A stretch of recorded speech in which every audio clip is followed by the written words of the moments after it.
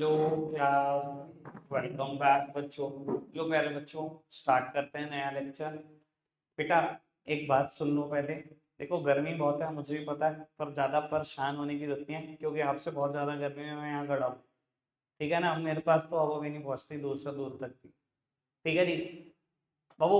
और आपको सिर्फ बैठ के सुनना है, मुझे यहाँ खड़े होके बोलना है।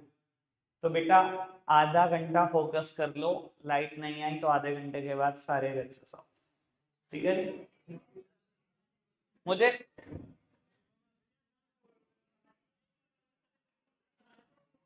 इसमें झूठ बोलने वाली क्या बात है? आज तक झूठ बोला मैंने कोई? कह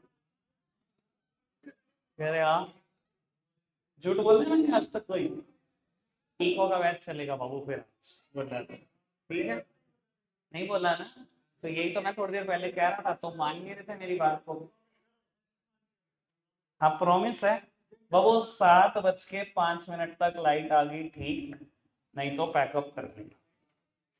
ठीक है जी? इसका सीधा सीधा सा मतलब है आज तुम्हारे कर्मों का हिसाब पता लग जाएगा। अगर 7:05 से पहले लाइट आ गई तो तुम्हारे कर्मों का हिसाब अभी पता लग जाएगा, कैसे हैं तुम्हारे कर्म। ठीक है जी? चलो जी, बस अब देखो। अब पूरा आधा घंटा मेरा ये, अब आधा घंटा बोलना मत बेटा। ठीक है जी? सब सामने देख रहे हैं प्यारे बच्चे। बेटा सोल प्रोप्राइटरशिप खत्म कर दिया था बेटा आज से 3-4 लेक्चर पहले। 3 लेक्चर मैंने पार्टनरशिप पर भी लगा दिए, पार्टनरशिप खत्म। बाबू अब मैं अगले 3 से 4 लेक्चर कंपनी पे लगाने जा रहा हूँ। बेटा जो चीज मुश्किल है उस पर समय लगाना ही लगाना है। फिर एचयूएफ और कोऑपरेटिव सोसाइटी में एक एक लेक्चर में ही खत्म कर देता हूँ। ठीक है जी? कंपनी पे टाइम इसलिए लगा रहे हैं क्योंकि 99.99% श्योर हूँ बेटा हर स्कूल में एक क्वेश्चन कंपनी से जरूर दिखाई देगा। ठीक है जी बाबू, लेकिन कंपनी को ना सीधा ऐसे नहीं शुरू कर रहे जैसे सोल प्रोप्राइटरशिप और पार्टनरशिप को किया कि सीधा मीनिंग पढ़ा है कि कंपनी क्या है। मैं सीधा बता ही नहीं सकता बेटा कंपनी का मीनिंग। मुझे कंपनी के बारे में पहले बहुत सारी और इंफॉर्मेशन देनी है। सुनना बेटा, काम की बात करते हैं बाबू। अच्छा अगर मैं आपसे ये कहूं एक सोल प्रोप्राइटरशिप फर्म है और बेटा उसको बिजनेस करने के लिए पैसे की जरूरत है। सोल प्रोप्राइटरशिप फर्म के पास बेटा पैसे लाने के दो ही सोर्सेज होते हैं, सब सामने देखेंगे बेटा। बाबू सोल प्रोप्राइटरशिप फर्म के पास पैसे लाने के दो ही सोर्सेज होते हैं बाबू, या तो आपकी खुद की सेविंग्स या बेटा लोन, चाहे वो थर्ड पार्टी से लिया हो चाहे वो बैंक से लिया हो। और बाबू आपके पास कोई तीसरा ऑप्शन है नहीं। ठीक है जी? पार्टनरशिप फॉर्म हो तब भी यही ऑप्शन है, सेविंग्स लिया है या बेटा लोन, चाहे वो थर्ड पार्टी से लिया हो चाहे वो बैंक से लिया हो, तीसरा कोई ऑप्शन नहीं है। कैसी कैसी बातें करते हो बाबू तुम? कैसी बातें करते हो तुम? छुट्टी हो जाएगी तुम्हारी? कितनी कितना मुकालता है तुम्हारे को? देखो लाइट आ गई। बैच चलेगा जी को कपोने की गिर गई, घंटा चलेंगे आज बैच की हंसी की तैसी। अब आया स्वाद। छुट्टी, छुट्टी चाहिए। लो दी छुट्टी, चलो। लो पुत्र सुनना बाबू, अब प्लीज यार चुप हो जाओ। बैच तो मैंने पढ़ाना ही है, हंस के भी या रो के भी। तो हंस के पढ़ोगे तो समय जल्दी बीतता पता नहीं लगता समय का। अब सुन लेना बाबू, अगर मैं कंपनी की बात करूं, सोल प्रोप्राइटरशिप के पास दो सोर्सेज हैं पैसा लाने के, पार्टनरशिप के पास दो सोर्सेज हैं पैसा लाने के। बेटा कंपनी के पास एक्चुअली में 17 सोर्सेज होते हैं पैसा लाने के। कोई एक दो जगह नहीं है कि जहां से कंपनी पैसा ले आए। तभी बेटा जब भी ये हेडिंग आती है लिमिटेड रिसोर्सेज, मैं हमेशा बोलता हूँ as compare to company, sole writer तेरे पास कोई पैसा नहीं है और पार्टनरशिप तेरे पास भी बहुत जरा सा पैसा है। कंपनी के जितना पैसा कोई ला ही नहीं सकता भाई, कंपनी 17 जगहों से पैसा ला सकती है। बेटा ये 17 जगह में से मुझे आप 3 जगह की बात करनी है, आराम से सुनना बेटा। एक सोर्स ऑफ फाइनेंस का नाम है डिबेंचर, बेटा दूसरे का नाम है प्रेफरेंस शेयर कैपिटल, और बेटा तीसरे का नाम है इक्विटी शेयर कैपिटल। कोई दिक्कत कोई परेशानी तो नहीं बाबू? अब मैं इनके बारे में ज्ञान देने जा रहा हूं बहुत सारा। मुझे पता है बेटा आपने ये टर्म कभी पहले नहीं सुनी, बेटा आज सुन लो, ढंग से सुन लो। बेटा ये डिबेंचर्स क्या चीज होती है? डिबेंचर क्या चीज है बाबू? मैं कंपनी, मुझे पैसों की जरूरत है, मैं 10 लाख रुपए के डिबेंचर्स बेच रही हूँ। ठीक है, डिबेंचर क्या है बेटा? कुछ और नहीं, कागज का टुकड़ा। बाबू एफडी देखी है आपने? क्या होती है कागज के टुकड़े के अलावा? आपने बैंक को 30,000 रुपए दिए, बैंक ने एक्नॉलेज करके दे दिया कि मैं तुम्हारे तुम्हारे 30,000 भी दे दूंगा और इंटरेस्ट भी दे दूंगा, आज से 1 साल के बाद इतने रुपए वापस कर। सेम डिबेंचर कहलाता है। डिबेंचर क्या है? कागज का टुकड़ा। मैं कंपनी डिबेंचर बेच रही हूँ, आप सब इन्वेस्टर्स हो। मैंने आप सबको कहा कि बेटा मेरी कंपनी के डिबेंचर्स खरीद लो। आपने कहा जी खरीद तो लें, हम इन्वेस्टर्स हैं, सिर्फ एक ही चीज के लिए काम करते हैं, पैसों के लिए, हमें ये तो बताओ क्या मिलेगा। बेटा डिबेंचर के आगे हमेशा एक रेट ऑफ इंटरेस्ट लिखा होता है जो बताता है साल का ब्याज कितना है, मतलब पर एनम इंटरेस्ट रेट कितना है। बाबू आप सब इन्वेस्टर्स, मैंने आप सबको कहा मेरी कंपनी के डिबेंचर्स खरीद लो, क्या दूंगा? साल का 9% ब्याज दूंगा। बेटा कंपनी जब भी डिबेंचर इशू करती है कम से कम 5 साल के लिए और मैक्सिमम 20 साल के लिए इशू कर सकती है। 20 साल एक दिन नहीं हो सकते। इसका मतलब क्या होता है? इसका मतलब ये होता है बेटा कि अगर मान लो मैंने आपसे आज 10 लाख रुपए लिए और आपको 10 लाख रुपए के बराबर डिबेंचर दे दिए। बाबू आपने मेरी कंपनी के 10 लाख के डिबेंचर खरीदे, मैंने आपसे 10 लाख रुपए लिए और धंधे में पैसा डाल दिया और मेरी कंपनी धंधा कर रही है आपके डिबेंचर के पैसों से। बाबू मान लो ये पैसा मैंने 10 साल के लिए लिया है, कम से कम 5 साल के लिए ले सकती है कंपनी, ज्यादा से ज्यादा 20 साल, मैंने 10 साल के लिए लिया है। पता है ये 10 साल में पेमेंट आपकी कैसे दी जाएगी? बेटा 1 साल बीता, हर साल इंटरेस्ट देना पड़ेगा कंपनी को 9%। मैंने 9% आपको ब्याज दे दिया, 90,000 रुपए। दूसरा साल बीता, 90,000 फिर ब्याज। तीसरा साल बीता, 90,000 फिर ब्याज। 9 सालों तक यही कहानी। और 10वें साल, बेटा 10वें साल आपका 90,000 ब्याज भी और आपके 10 लाख रुपए प्रिंसिपल अमाउंट भी वापस। 10 लाख लिए थे ना आपसे, हर साल ब्याज दिया आपको और बेटा आखिरी साल आपका प्रिंसिपल अमाउंट भी वापस कर दिया। This is debentures. समझ में आई बात? कोई दिक्कत कोई परेशानी तो नहीं? और अगर कंपनी के एंगल से सोचो तो डिबेंचर और बैंक लोन में कोई अंतर नहीं होता, कोई भी अंतर नहीं होता। डिबेंचर और bank loan it is one and the same thing as per the view point of company. अब आप कहोगे यार ये कैसे सेम हो सकता है? खुद सोचो, अगर कंपनी बैंक से लोन लेती, ब्याज देती कि नहीं देती? बैंक को ब्याज देती। प्रिंसिपल अमाउंट वापस करती कि नहीं करती? करती। लोन का अमाउंट वापस ना करती, लोन का अमाउंट भी वापस करती, ब्याज भी देती। सर डिवेंचर से पैसा लिया तो डिवेंचर को भी ब्याज देनी है, डिवेंचर को भी प्रिंसिपल अमाउंट देना है। बाबू अब कई बच्चों के दिमाग में ये आता है कि बैंक से जब लोन लेते हैं तो प्रॉपर्टी गिरवी रखनी पड़ती है। बेटा डिवेंचर से जब पैसे लेते हैं तो भी प्रॉपर्टी गिरवी रखनी पड़ती है। अगर आप डिवेंचर से 10 लाख रुपए ले रहे हो ना, तो ऐसा नहीं हो सकता बेटा सिर्फ 10 लाख की प्रॉपर्टी रखोगे, कम से कम 15-20 लाख रुपए की प्रॉपर्टी डिवेंचर होल्डर के पास गिरवी पड़ी होगी आपकी। जब इनके पूरे 10 लाख वापस कर दोगे तो प्रॉपर्टी वापस आएगी आपके पास। समझ में आ रही बात? तो कंपनी के व्यू पॉइंट से सोचोगे तो डिवेंचर और बैंक लोन में कोई भी अंतर नहीं है, सिंगल पैनी का भी। आगे बढ़ा सकते हैं बेटा बात को? बाबू 10 लाख रुपए मान लो मैंने वो आपसे डिवेंचर के ले लिए, 10 साल के लिए ले लिए। आगे बढ़ाते हैं बात को। बेटा मेरी कंपनी प्रेफरेंस शेयर्स भी इशू कर रही है, इसे बोलते हैं प्रेफरेंस शेयर कैपिटल। मेरी कंपनी प्रेफरेंस शेयर इशू कर रही है, आप सब इन्वेस्टर्स, मैंने आप सबको कहा जी एक काम करो मेरी कंपनी के प्रेफरेंस शेयर भी खरीद लो 10 लाख के। आपने कहा जी खरीद तो लें, बात सिर्फ यही है कि हम इन्वेस्टर्स हैं, काम करते हैं प्रॉफिट के लिए, हमें ये बताओ क्या कमा कर दोगे हमें? बेटा जैसे डिबेंचर के सामने एक रेट लिखा होता है, प्रेफरेंस के सामने भी एक रेट लिखा होता है जो बताता है कि साल का प्रेफरेंस डिविडेंड कितना है। बेटा इसको जो रिटर्न में देते हैं इसे बोलते हैं ब्याज, इंटरेस्ट। इसको जो रिटर्न में देते हैं इसे बोलते हैं प्रेफरेंस डिविडेंड। ठीक है जी।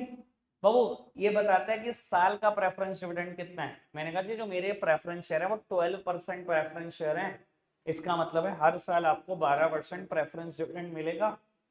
आपने कहा जी अगर मैं 10 लाख रुपए दूं तो? मैंने कहा जी 1 साल के 1,20,000 रुपए डिविडेंड, 12% 10 लाख का। बाबू प्रेफरेंस के पैसे कंपनी को कितने टाइम में वापसी करने होते हैं, सेम डिवेंचर वाली बात, कम से कम 5 साल, ज्यादा से ज्यादा 20 साल। जिस दिन प्रेफरेंस से पैसा ले रहे हो उस दिन बता दो कितने टाइम में। मान लो मैंने आपसे 10 साल के लिए 10 लाख रुपए दिए, तो पहले साल के बाद 1,20,000, दूसरे साल के बाद 1,20,000, तीसरे साल के बाद 1,20,000, चौथे साल के बाद 5वें, छठे, 7वें, 8वें, 9वें, 10वें साल आपका 1,20,000 और आपके बेटा 10 लाख सब वापस। कोई दिक्कत कोई परेशानी तो नहीं? क्लियर है बात? आगे बढ़ाएं बात को। बेटा मेरी कंपनी अब इक्विटी शेयर्स भी इशू कर रही है। बेटा मैंने आपको कहा 10 लाख के इक्विटी शेयर भी खरीद लो, आपने कहा जी खरीद लेते हैं। बस बात वही, क्या दोगे कमाकर? मैंने कहा जी मैं परसेंटेज तो नहीं बता सकता कि क्या दूंगा, पर इक्विटी को जो हम रिटर्न में देते हैं उसको बोलते हैं इक्विटी डिविडेंड। सुनना काम की बात। मैंने बेटा जान के इक्विटी के सामने क्रॉस लिख दिया, मैं बताऊंगा कि इक्विटी का मैं रेट क्यों नहीं बता पा रहा। देखो डिबेंचर को मैंने बता दिया ना किस रेट पे दूंगा, प्रेफरेंस को मैंने बता दिया किस रेट पे दूंगा, इक्विटी को मैं रेट नहीं बता पा रहा किस रेट पर दूंगा। रेट नहीं बताया ना मैंने, क्यों नहीं बताया पता लग जाएगा थोड़ी देर बाद, समझ में आएगी बात। पर बेटा मैंने ये बता दिया इक्विटी तुझे रिटर्न में जरूर कुछ मिलेगा, उसे बोलेंगे इक्विटी डिविडेंड। ठीक है जी बाबू। जैसे इसके पैसे 5 से 20 साल में वापस करने होते हैं, इसके पैसे 5 से 20 साल में वापस करने होते हैं, कंपनी इसके पैसे पूरी जिंदगी भर वापस नहीं करती। ना तो इसके सामने कोई रेट होता और कंपनी इसके पैसे पूरी जिंदगी भर वापस नहीं करती, पूरी जिंदगी। ये दूसरी आज की बात है जो मैं अभी रटवा रहा हूँ। इसके सामने रेट नहीं है और पूरी जिंदगी पैसे वापस नहीं होंगे, दोनों बातें कंफर्म हो जाएंगी। हो सकता है आज ही हो जाए दोनों कंफर्म, हो सकता है कल आ जाए। टेंशन मत लेना, बस सुनते जाना आराम से बात को। ठीक है जी, 4 लेक्चर लगने हैं कंपनी पे, वो लगने ही लगने हैं, हंस के भी और रो के भी। बाबू अब डिसाइड ये होता है कि किसको क्या क्या देना है। देखो आप सब इन्वेस्टर्स हो, मैं ये टेबल बना रहा हूं कंपनी के पॉइंट ऑफ व्यू से, इन्वेस्टर के पॉइंट ऑफ व्यू से नहीं, मैं कंपनी। अगर कंपनी ने डिवेंचर से पैसा लिया तो कंपनी को डिवेंचर की कॉस्ट क्या आती है? बेटा कंपनी को डिवेंचर की कॉस्ट आती है इंटरेस्ट। अगर कंपनी ने प्रेफरेंस से पैसा लिया तो प्रेफरेंस की कॉस्ट क्या आती है? बेटा प्रेफरेंस की कॉस्ट आती है प्रेफरेंस डिविडेंड। डिविडेंड मैं आपको बता देता हूँ बेटा, बच्चे पेपर में ना लिखते हैं डिविडेंड, टी लगाते हैं। बेटा ये डिविडेंड होता है, डिविडेंड कोई टर्म नहीं होता। और बेटा इक्विटी की कॉस्ट क्या होती है? बेटा इक्विटी की कॉस्ट होती है इक्विटी डिविडेंड। एक बात और सुन लेना बाबू, प्रेफरेंस के लिए प्रेफरेंस वर्ड लगाना इज कंपलसरी। अगर मैं बोलूं ना शेयर, तो बेटा कान में आवाज जानी चाहिए इक्विटी शेयर्स। सिर्फ शेयर बोला मैंने, आपके कान में आवाज जाएगी इक्विटी शेयर, क्योंकि जब भी मुझे प्रेफरेंस बोलना होगा ना तो प्रेफरेंस वर्ड लगाना कंपलसरी है, यानी कि मैं बोल ही नहीं सकता इसको शेयर, बोलना ही पड़ेगा प्रेफरेंस शेयर। सेम वे अगर मैंने बोला ना डिविडेंड, तो कान में बात जानी चाहिए इक्विटी डिविडेंड, प्रेफरेंस के लिए प्रेफरेंस वर्ड लगाना इज कंपलसरी। अभी तक कोई दिक्कत कोई परेशानी तो नहीं? क्लियर है बात? 3 बातें बोली मैंने, तीनों समझ में आ गई? डिवेंचर की कॉस्ट इंटरेस्ट, प्रेफरेंस की कॉस्ट प्रेफरेंस डिविडेंड, इक्विटी की कॉस्ट इक्विटी डिविडेंड। आगे बढ़ाते हैं इसी बात को। रिस्क बाबू, आपको हर साल डिवेंचर को इंटरेस्ट देना होता है और एक स्पेसिफाइड टाइम पीरियड के बाद इसका प्रिंसिपल अमाउंट भी वापस करना होता है, जैसा कि हमने अभी डिसाइड किया। बाबू कंपनी के एंगल से सोचोगे, कंपनी अगर सबसे ज्यादा किसी से डरती है ना तो बेटा डिवेंचर होल्डर से डरती है। सबसे ज्यादा रिस्क रहता है कंपनी को। क्यों? मान लो बेटा मैंने आप तीनों से 10-10 लाख रुपए लिए, 30 लाख रुपए लिए, 25 लाख की मेरी कंपनी मशीनरी ले आई, 5 लाख का रॉ मटेरियल ले आई, प्रोडक्शन स्टार्ट कर दिया। लेकिन पहले साल धंधा कुछ चला नहीं, लॉसेस हो गए, पहले साल लॉस। डिवेंचर को ब्याज देना है, पैसे नहीं है। बेटा इसके ब्याज ना तुम एक दिन भी ना रोक लेना। सबसे खतरनाक लोग होते हैं डिवेंचर होल्डर। अगर आपने एक सिंगल डे का भी डिफॉल्ट करा, चाहे प्रिंसिपल अमाउंट देने में चाहे इंटरेस्ट देने में डिवेंचर होल्डर को, तो बेटा ये वो सबसे खतरनाक लोग हैं, सीधा जाएंगे हाई कोर्ट और कंपनी बंद कराने के ऑर्डर आ जाएंगे। एक ही दिन में आ सकते हैं, एक ही घंटे में आ सकते हैं। तो कंपनी अगर सबसे ज्यादा किसी से डरती है तो किससे डरती है बेटा? डिवेंचर होल्डर से डरती है। समझ में आई बात? तो बाबू इसके साथ जो रिस्क जुड़ा हुआ है ना, इस रिस्क को मैं बोलता हूँ हाईएस्ट। और ये जो मैं बात लिख रहा हूँ सिर्फ कंपनी के पॉइंट ऑफ व्यू से लिख रहा हूँ। कंपनी डरती है सबसे ज्यादा, इन्वेस्टर के एंगल से मैं कोई बात नहीं लिख रहा, सारी बात कंपनी के पॉइंट ऑफ व्यू से। समझ आ रही है बात? बाबू प्रेफरेंस के साथ क्या रिस्क जुड़ा हुआ है, यानी कि देखो बड़ी सीधी सी बात आता हूँ, 30 लाख लगाकर लॉस हुआ, पहले साल डिवेंचर से 10 लाख रुपए लिए थे तो 90,000 रुपए वापस करेंगे ब्याज के, दे नहीं पाए आप, लॉस था। बाबू ये पैसे तो देने ही पड़ेंगे, कंपनी बंद हो जाएगी, मैंने कहीं और से लोन उठाया, 90,000 रुपए ब्याज देती, ठीक है, वरना कंपनी बंद हो जाती भाई। बाबू अब मैंने प्रेफरेंस का भी डिविडेंड देना है, कितना देना है 12%, मेरे एग्जांपल में कितने रुपए ले रखे हैं मैंने 10 लाख, 10 लाख का 12% मतलब 1,20,000, मेरे पास वो भी नहीं है देने के लिए, क्या करूं, लॉस हुआ भाई। डिवेंचर के तो पैसे चलो ब्याज मैंने कहीं से मांग के दे दी, वो भी देने के लिए नहीं है। बाबू क्या ये कंपनी बंद नहीं करा सकते? बेटा देखो इनके साथ रिस्क तो जुड़ा हुआ है, पर इतना रिस्क नहीं जुड़ा हुआ कि कंपनी बंद हो जाए। फिर ये कर क्या सकते हैं बाबू, ये क्या कर सकते हैं, ये अपनी पेमेंट को ना क्यूमुलेट करके ले सकते हैं। नॉर्मली जो प्रेफरेंस शेयर मार्केट में इशू होते हैं उनका नाम होता है क्यूमुलेटिव प्रेफरेंस शेयर। क्यूमुलेटिव मतलब, क्यूमुलेट का मतलब होता है इकट्ठा करना, ये अपना डिविडेंड इकट्ठा करते हैं। पहले साल कंपनी को लॉस हुआ, कंपनी नहीं कुछ दे पाई, देना था 1,20,000, बेटा अगर पहले साल कुछ नहीं दोगे तो अगले साल इनका डिविडेंड इकट्ठा हो जाएगा।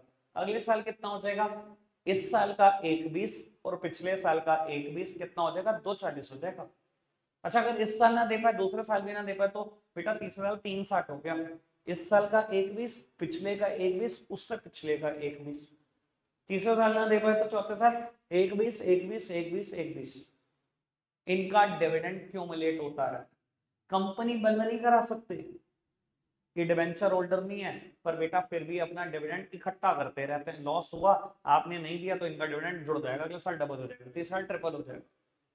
तो अब रिस्क तो है कि कंपनी को पैसे तो देने ही पड़ेंगे, आज नहीं तो कल, बट बेटा इस रिस्क को बोलते हैं मीडियम लेवल रिस्क। कोई दिक्कत कोई परेशानी तो नहीं। और बेटा इक्विटी के साथ, सर मेरे को तो लॉस ही था, अब मैंने डिवेंचर के पैसे तो क्या करे, कहीं से मांग कर दे दिए, प्रेफरेंस को इस साल दिए नहीं, मैंने कहा अगले साल डबल ले लेना, इक्विटी का डिविडेंड लेना है, उसका क्या करूं? बाबू नहीं है ना पैसे, मत दो। क्या इक्विटी वाले कुछ कर सकते हैं? कुछ नहीं कर सकते, ना तो ये हाई कोर्ट जाकर कंपनी बंद करा सकते, ना ही ये बेटा अपने डिविडेंड को क्यूमुलेट करते। आपको लॉसेस हैं, इक्विटी को डिविडेंड मत दो, ये कुछ नहीं कर सकते। आप इवन, ये तो मैंने लॉस की बात बोली, मैं प्रॉफिट के एंगल से भी बात बोल देता हूं। अगर कंपनी को प्रॉफिट होता, लॉस है, आपने नहीं दिया डिविडेंड, अगर कंपनी को इस साल 10 करोड़ का प्रॉफिट होता और कंपनी का मूड नहीं है इक्विटी को डिविडेंड देने का, बेटा मत दो, ये तब भी कुछ नहीं कर सकते। देखो लॉस में तो दे ही नहीं पाओगे, लाओगे कहां से? प्रॉफिट है मैं कह रहा हूं तब भी मत दो, इक्विटी वाले कुछ नहीं कर सकते। इसीलिए बेटा रिस्क में मैं बोल सकता हूं या तो इक्विटी के केस में लो रिस्क है, या आप कह लो नो रिस्क है, कोई भी दिक्कत नहीं है मुझे, चाहे लो रिस्क बोल लो चाहे नो रिस्क बोल लो। आगे बढ़ जाए, क्लियर इतनी बात?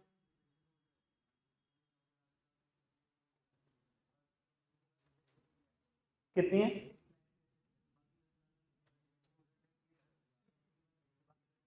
भाई एक सेकंड, ये बात सुनना, मेघांश कह रहा है कंपनी ने 90 लाख रुपए डिवेंचर से दिए और उसकी एसेट्स 80 लाख रुपए।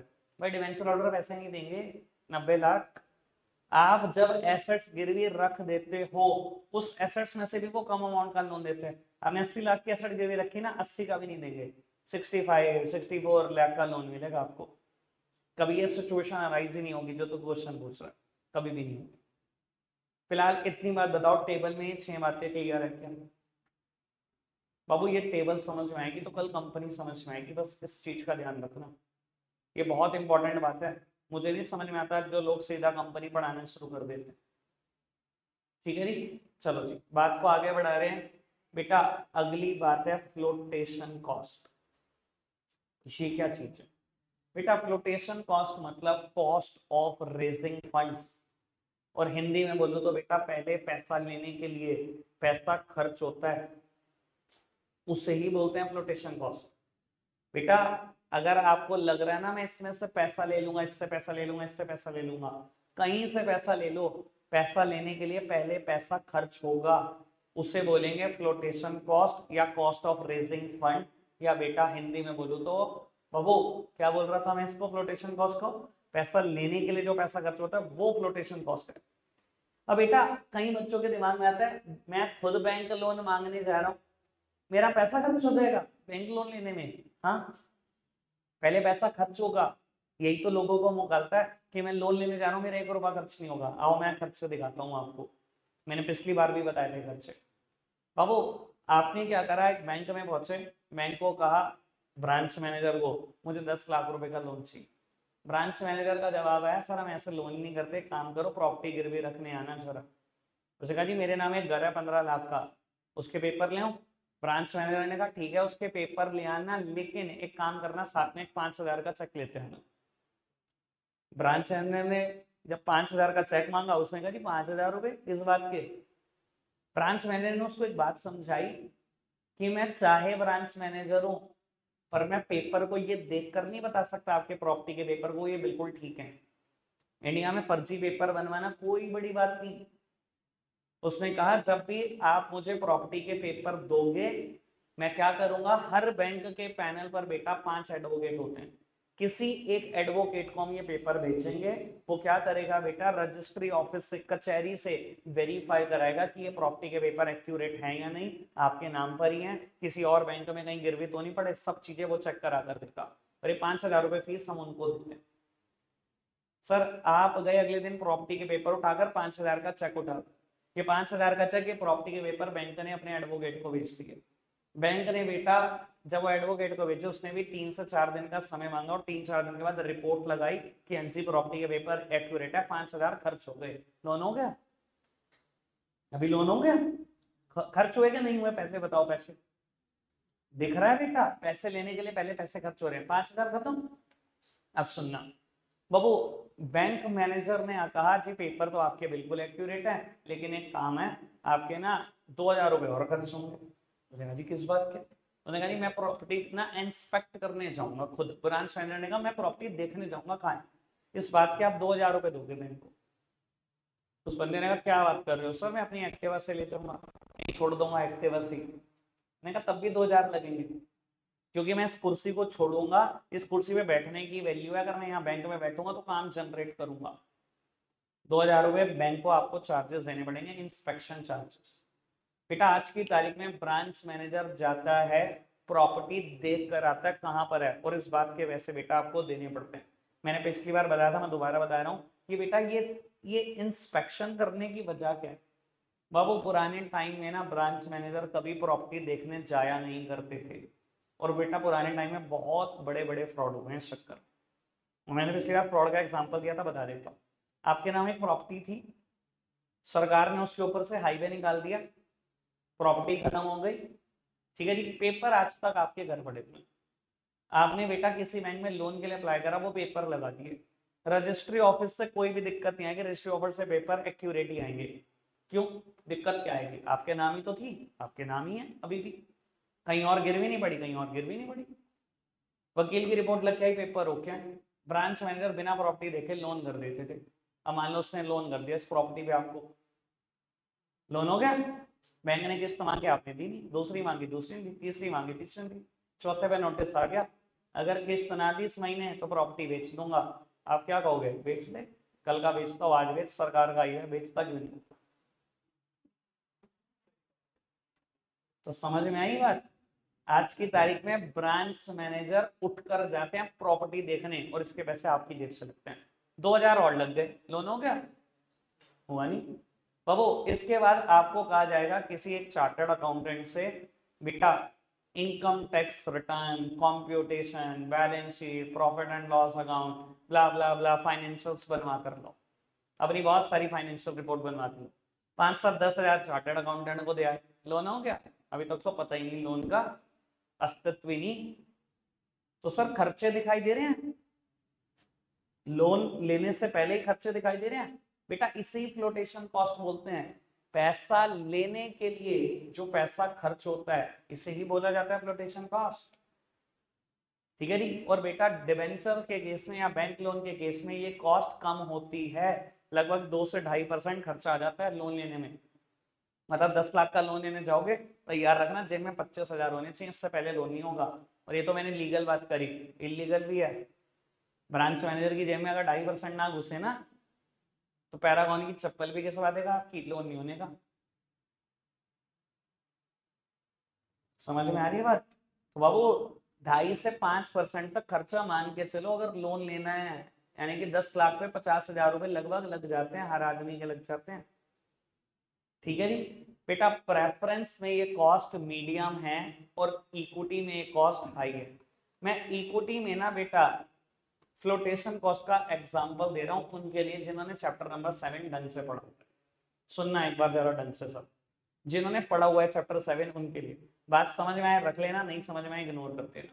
बस ये समझ लो कि इक्विटी में कॉस्ट हाई होती है। Sir chapter number 7 formation of a company, third stage capital subscription stage. नाम याद है कैपिटल सब्सक्रिप्शन स्टेज? बेटा जब भी आप लोगों से पैसा मांगने चलते हो तो बेटा सेबी की रिक्वायरमेंट है कि आपको प्रोस्पेक्टस प्रिंट कराना होता है। फ्री में हो जाता है प्रोस्पेक्टस प्रिंट, खर्चा होता है। प्रोस्पेक्टस प्रिंट कराया, लोगों को बांटा, खर्चा कर दिया, पहला खर्चा कर दिया, पैसे मिल गए। अभी कहां से मिल गए? नहीं मिले ना पैसे। ब्रोकर या अंडर राइटर के थ्रू शेयर बिकवाते हो, या तो आपके शेयर ब्रोकर बेचेगा, अंडर राइटर। ब्रोकर की कमीशन 2.5% है, ब्रोकरेज सॉरी, और अंडर राइटर की कमीशन 5% है। 5% पैसे खत्म हो गए खाली अंडर राइटिंग कमीशन में ही, पैसे नहीं मिले अभी। ठीक है जी। उसके बाद कम से कम एक स्टॉक एक्सचेंज की अप्रूवल लेना कंपलसरी है, उसकी भी फीस देनी पड़ती है।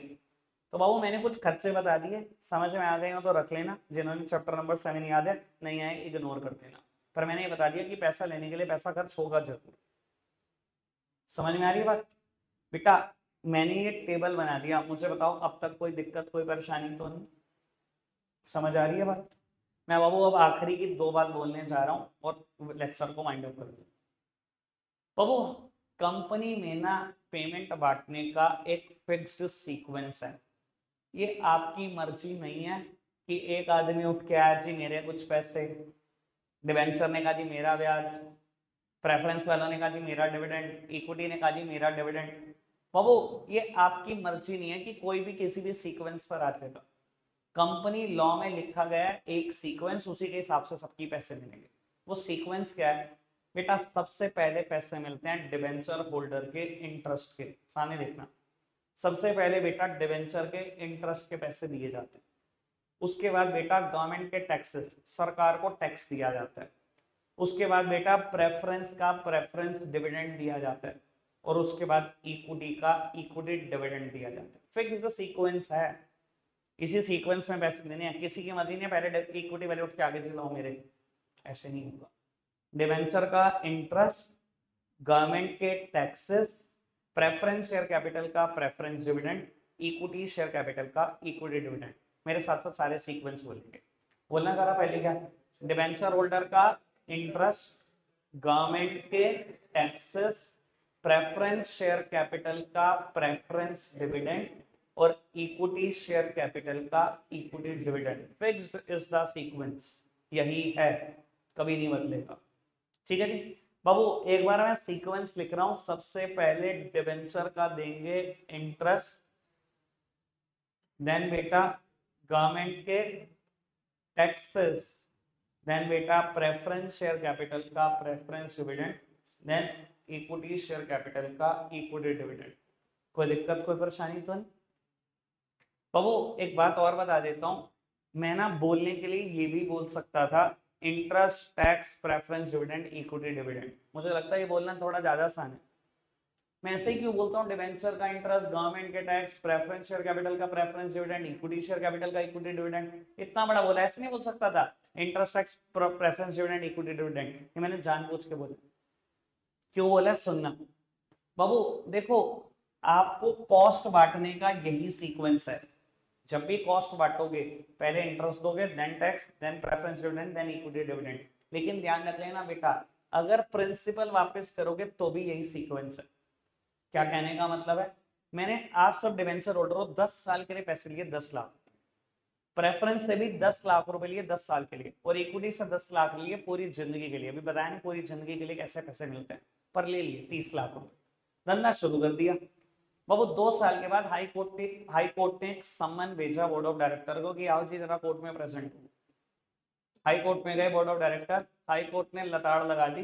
हाई कोर्ट ने बोला कि कंपनी हमने देख लिया, कुछ नहीं कर रहे तुम, लोगों को डिसीव कर रहे हो, लोगों का पैसा खा रहे हो, तुम्हारा तो मेन काम कुछ है ही नहीं, तुमने तो सिर्फ लोगों का पैसा खाने के लिए कंपनी बनाई है, उठा के कंपनी बंद कर दो, सबके तामझाम पैसे वापस करो। अब सुनना सर, जब आप कॉस्ट बांटने लगते थे तो इस सीक्वेंस में बांटते थे, अब तो पूरे पूरे पैसे वापस करने हैं, कॉस्ट थोड़ी वापस करनी है, प्रिंसिपल अमाउंट वापस करना है, तब किस सीक्वेंस में करोगे बेटा, उसका भी सीक्वेंस यही है। सबसे पहले किसके पैसे वापस होंगे, डिबेंचर के 10 लाख वापस होंगे, सुनना बहुत काम की बात है। उसके बाद government dues apart from taxes, tax के अलावा गवर्नमेंट के और भी तो पैसे हो सकते हैं ना, बिजली का बिल हो सकता है, हाउस टैक्स हो सकता है, तो वो देना पड़ेगा। उसके बाद प्रेफरेंस शेयर कैपिटल के 10 लाख रुपए, और उसके बाद अगर बचे तो इक्विटी शेयर कैपिटल के 10 लाख रुपए बचे, तो कई बार बचते भी नहीं है, कुछ नहीं मिलता इनको। समझ में आई बात? कंपनी में पेमेंट बांटने का एक फिक्स सीक्वेंस है, फटाफट से जरा सीक्वेंस बोल देना। डिबेंचर या बैंक लोन का इंटरेस्ट, डिबेंचर हो या बैंक लोन एक ही बात है, इसमें घबराया ना करो, मैंने भी बताया था डिबेंचर और बैंक लोन में कोई अंतर नहीं है कंपनी के पॉइंट ऑफ व्यू से। डिबेंचर या बैंक लोन का इंटरेस्ट, देन गवर्नमेंट के taxes, then preference share capital का preference dividend, equity share capital का इक्विटी डिविडेंड। कोई दिक्कत तो नहीं, इतनी बात समझ में आ गई बाबू? कल इसमें 15 मिनट की बात बताया, 15 मिनट बाद ये वाला मुद्दे से हम बाहर निकल कर सीधा कंपनी का मीनिंग शुरू करें। रखते हैं आज के लिए इतना ही है प्यारे बच्चों, बाय बाय।